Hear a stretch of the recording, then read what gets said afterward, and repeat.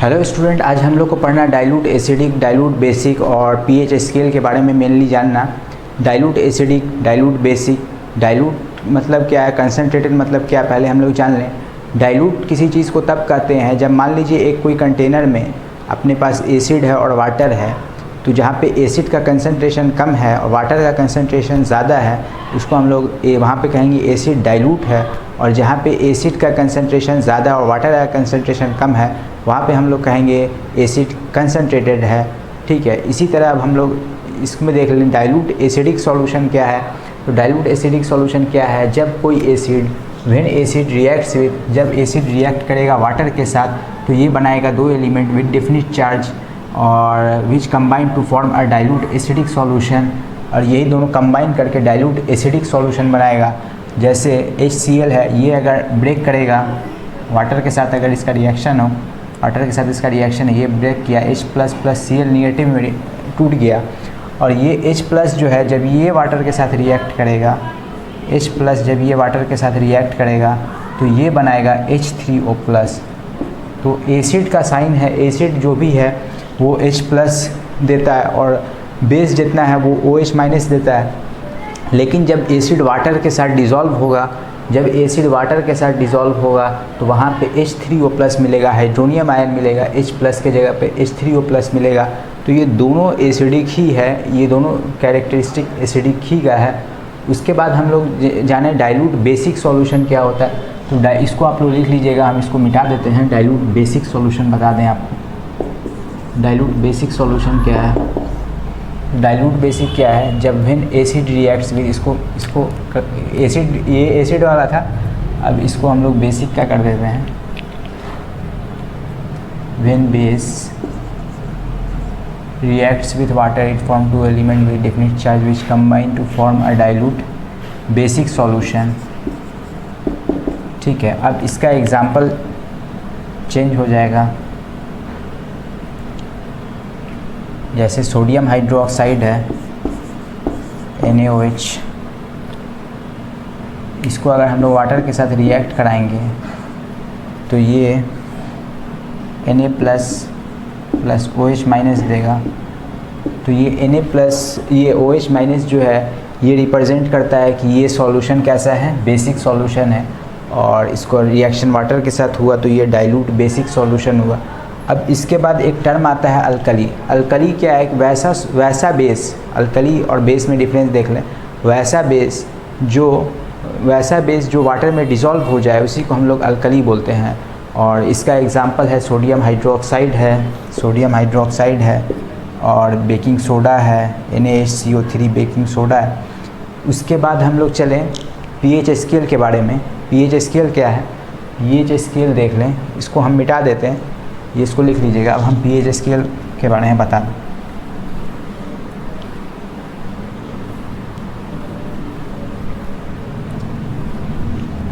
PH scale, पहले हम एक स्केल बनाते हैं।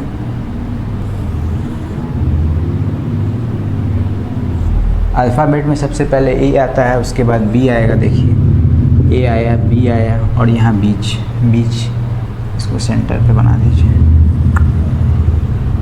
ओके, यहाँ स्टार्ट कीजिए 0, यहाँ लिख दीजिए 14, ये बीच में नहीं है क्या, ठीक है, और यहाँ पे लिख दीजिए 7, 0 14 के बीच में 7 ही होगा। ठीक है, और यहाँ से यहाँ तक 0 से लेके 7 तक, 0 to 7 हमारा जो भी सब्सटेंस होगा वो एसिडिक होगा, और 7 to 14 जो भी होगा वो बेस होगा, बेसिक होगा। और इसको भी मिटा दे रहे हैं, पीएच स्केल का डिफिनीशन लिखते रहेंगे। और 7 जो होगा वो न्यूट्रल होगा। ठीक है, 7 जो है वो न्यूट्रल है। 0 जो है ये है आपको स्ट्रॉन्ग एसिड है, स्ट्रॉन्ग एसिड होगा। 7 जो है ये वीक एसिड होगा, और यहाँ पे जो ये 7 है ये हो जाएगा वीक बेस, इसको हम लोग वीक बेस कह सकते हैं। और इसको हम लोग स्ट्रॉन्ग एसिड कह सकते, स्ट्रॉन्ग बेस क्लियर लिख लीजिएगा। और 7 तो न्यूट्रल है, ठीक है। तो ये कोई भी सब्सटेंस जो है उसको अगर हम लोग पीएच स्केल पे देखें, उसका ये जो है पीएच स्केल पे उसका जो मेज़र है, अगर 0 to 7 के बीच है तो वो 0 to 7 के बीच है तो वो एसिडिक होगा, 7 से 14 के बीच है तो वो बेसिक होगा। और कोई भी मान लीजिए कोई भी सब्सटेंस है उसका पीएच स्केल पे मेज़र है, जैसे HCl है, इसका जो पीएच है, HCl का जो पीएच हाइड्रोक्लोरिक एसिड का जो पीएच है वो 1.2 के अप्रॉक्स है, 1.2 है। तो इसका 1.2 से 1.2 जो होगा 1.2 मान लीजिए यहाँ पे है, तो ये 1.2 से अगर हम लोग इधर बढ़ेंगे तो ये स्ट्रॉन्ग एसिड होता जाएगा, और इधर बढ़ेंगे तो ये एसिड वीक होता जाएगा। जैसे अपने पास NaOH है, सोडियम हाइड्रोक्साइड है, इसका pH होता है 14, इसका NaOH का pH जो होता है वो 14 होता है। तो इसको NaOH को हम लोग स्ट्रॉन्ग बेस कहेंगे, और यहाँ पे HCl है, HCl को हम लोग स्ट्रॉन्ग एसिड कहेंगे, स्ट्रॉन्ग है।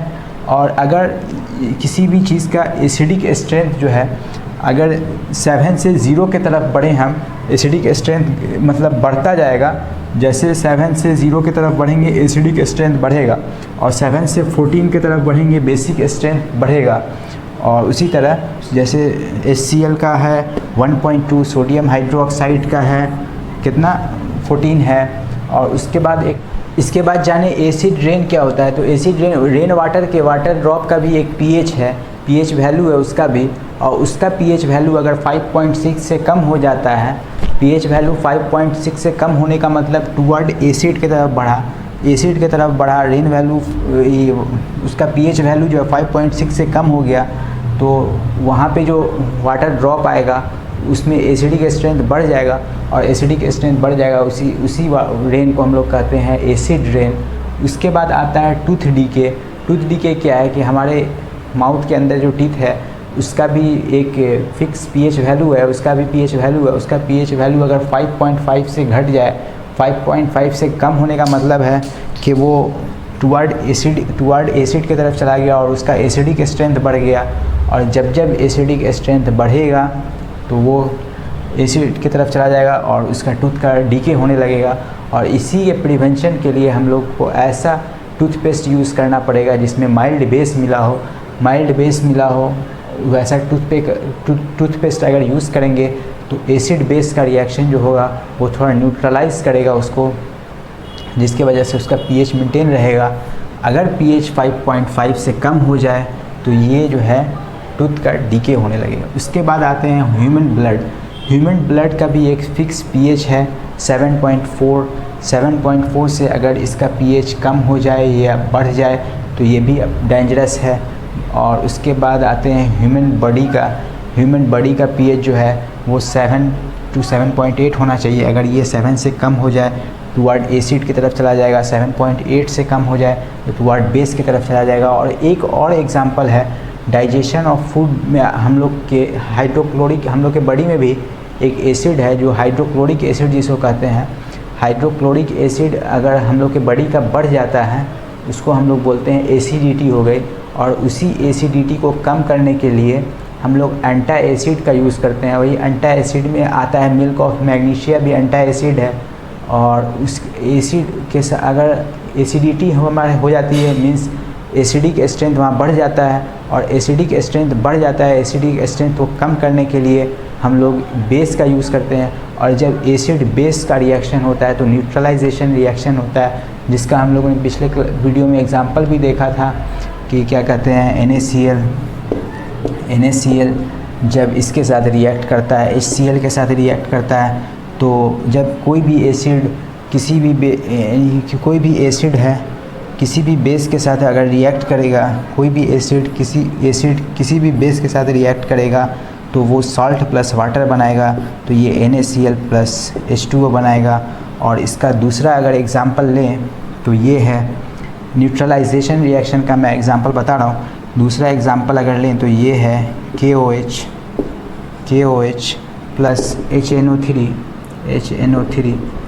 ये अगर रिएक्ट करेगा, एसिड है बेस के साथ, अगर एसिड बेस का अगर रिएक्शन होगा तो ये बनेगा KNO3 प्लस H2O। यहाँ भी वाटर निकलेगा।